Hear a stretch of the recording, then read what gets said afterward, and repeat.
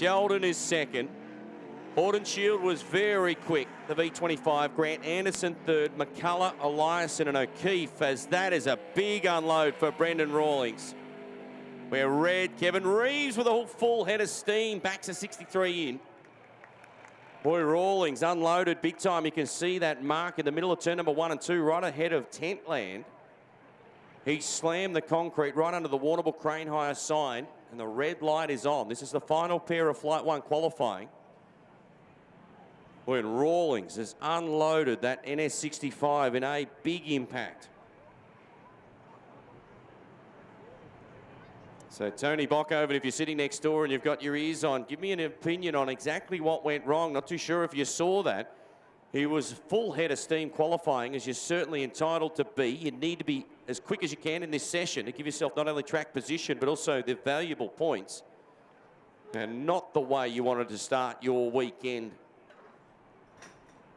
Well, no, not at all, Gav. As you can see, as he went over into the corner there, tire marks going straight up into the wall and makes a hard impact there. Replay coming up here in just a moment. You'll be able to see it on the big screen. Number of competitors we saw last night, Tony, with, I was going to say component failure. I'd need to see that again to see if I can pick up on anything. Gee, Rawlings had a full head of steam. He just got in there, got up over the cushion a little bit and just pulled him right up into the outside wall there. Now, Tony, I know you would have been excited too. I know we're tending to Brandon, of course, in that 65, and that's our primary concern. But you would have been pretty content with Sheldon Hordenschild's qualifying lap in that V25, and majority of the world would have been. But somebody forgot to tell this 18-year-old driving the Q66, Ryan Newton, who came along and spoilt the party, right? Yeah, you know, Sheldon went out there and laid down a really good lap, and it just goes to show you how fast that car is. And we've seen speed out of the car over the last couple of weeks, so no surprise that he was able to go out and lay one down. But it's going to be an exciting night for him for sure. So we're looking, confirming that first, second, and third here in qualifying thus far, being Ryan Newton, Sheldon Hordenshield. Also, Grant Anderson would start pole position in their respective heats 1, 2, and 3, should we conclude right here.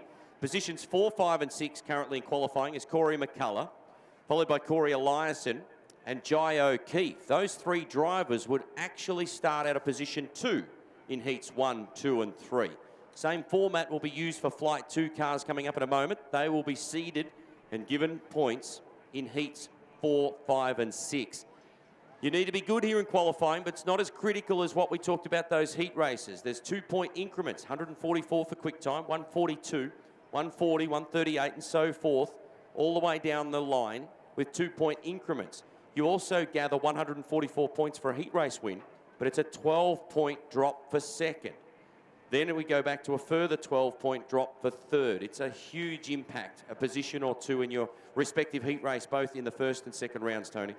So just to give the fans a quick rundown here, if we could, on the qualifying, Ryan Newton is quickest so far, Sheldon Hordenschild second quick, Grant Anderson third quick, Corey McCullough fourth, Corey Eliason fifth quick, Jai O'Keefe is sixth, Jordan Brazier seventh, Brendan Quinn eighth, Callum Williams ninth, and Rusty Hickman